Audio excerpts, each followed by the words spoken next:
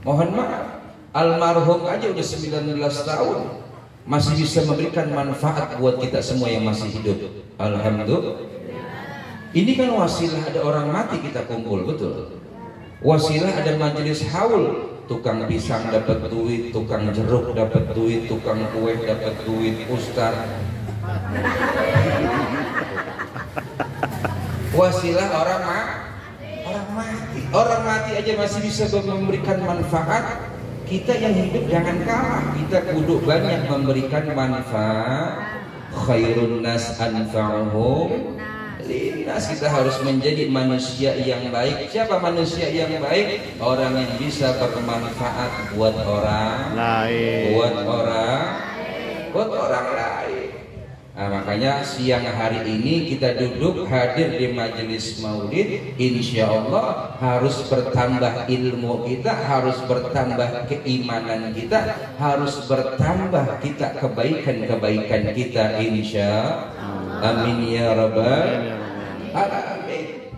Ya Bu, di dalam kitab Al-Fawaidul Mukhtar, Al-Habib Zain bin Abdurrahman bin Smith berkata seperti ini: man mata muta'alliman fa'atullahu ta'ala fi qabrihi mu'alliman yu'allimuhu ila yawmal qiyamah.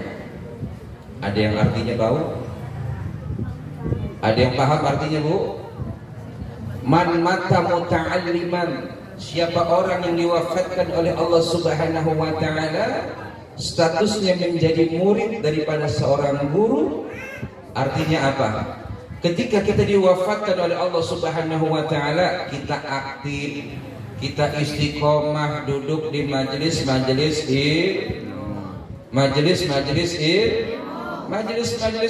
di majelis ta'lim. Artinya ketika Allah wafatkan kita statusnya menjadi murid daripada seorang guru. Artinya kita menjadi murid dan kita punya guru. Tuh, apa kata Al-Habib Zain? Man mata muta'alliman fa'atullahu ta'ala fi qabrihi. Maka ketika kita mati, ketika kita berada di alam kubur, Allah akan kirim, Allah akan transfer seorang guru ke dalam kubur kita. Ngapain kita di dalam kubur? Mu'alliman yu'allimuhu. Kita belajar dan mengajar di dalam kubur. Alhamdulillah. Sampai kapan? Ila yaumal qiyamah. Sampai datangnya hari kiamat. Sampai datangnya hari kiamat. Oh, sekarang saya mau tanya ibu-ibu yang ada di sini. Ibu kalau mati di dalam kubur mendingan belajar apa enakan disiksa?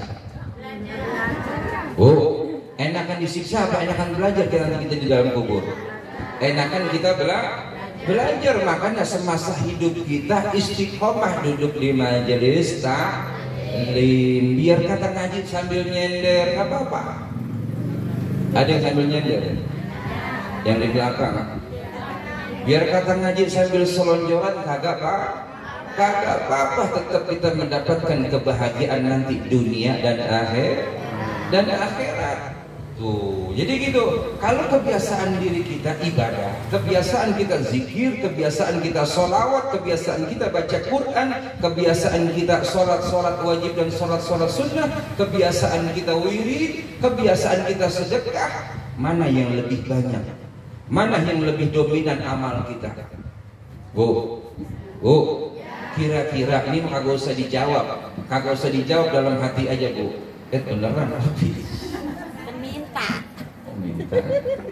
Bu, kira-kira ini nggak usah dijawab ya. Kira-kira amal apa yang paling banyak yang kita punya? Sedekah. Nanti sedekah yang bakal nemenin kita dalam kubur. Puasa sunnah kita, nanti puasa sunnah kita yang bakal nemenin kita di dalam kubur.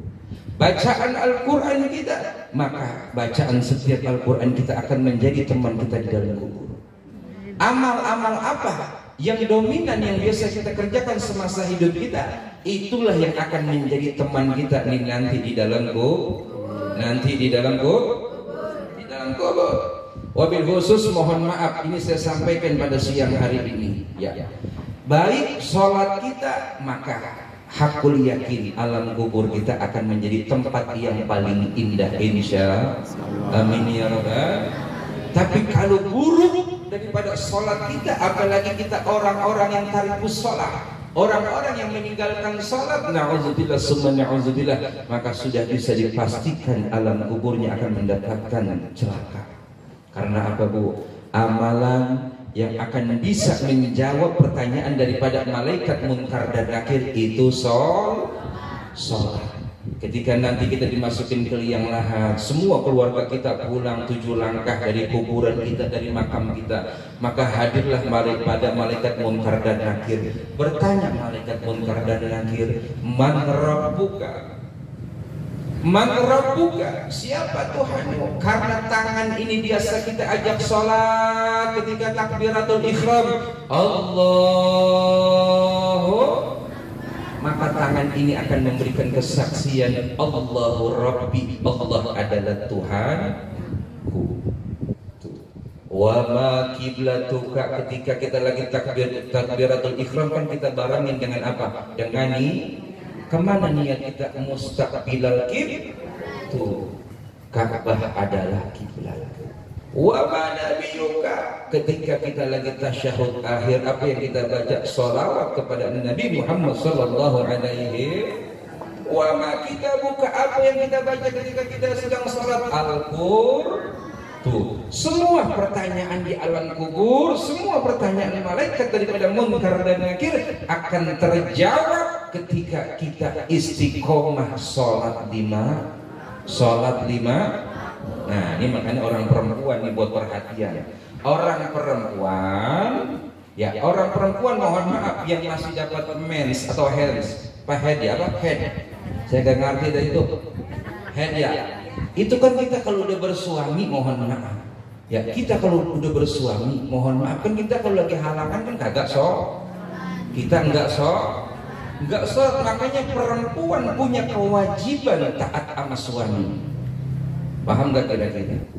Insya kalau perempuan yang udah bersuami ngelawan sama suami, kagak punya rasa hormat sama suami, nanti bahaya ketika ibu mati. Karena apa? Surganya ibu tergantung ridhonya suami. Ridhonya suami. Mohon maaf, ibu ini kan sesuatu saat seperti apa? Pernah daripada meninggalkan sholat. Nah, kalau lagi halangan kan kagak sholat. Tapi kalau orang laki sholatnya terus, baik yang fardu maupun yang sunnah. Artinya apa? Ibadah lebih banyak dominan kepada suami. Istri nggak ada berhentinya dalam hal ibadah, betul. Dan istri, mohon maaf, lebih gampang melakukan daripada dosa. Mohon maaf nih, pakai kerudung jangan kalau lagi ngaji aja. Kau lagi warung di rumah mah palanya bedugul, agak pakai kerudung. Ada yang begitu? Hati-hati. Suami yang mengizinkan istrinya keluar rumah tanpa pakai kerudung, maka suaminya dapat